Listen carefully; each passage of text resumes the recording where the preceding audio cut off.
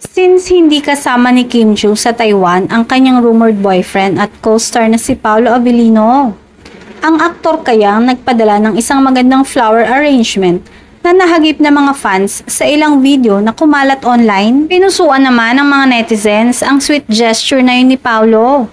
Maging ang mga netizens couldn't help but feel giddy for Kim.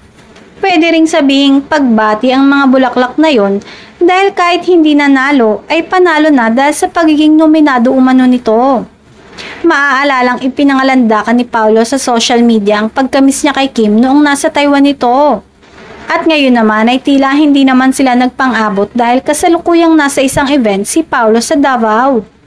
Sa Instagram account ni Kim ay proud na ibinandera ng aktres ang pagrampa niya sa red carpet ng naturang awarding. At syempre, hindi niya nakalimutan na pasalamatan ang aktor na naging malaking parte kaya umano nandun siya. Kahit hindi nanalo sa Content Asia Awards 2024 ay naging masaya pa rin si Kim sa kanyang naging experience sa event na yon sa Taipei, Taiwan.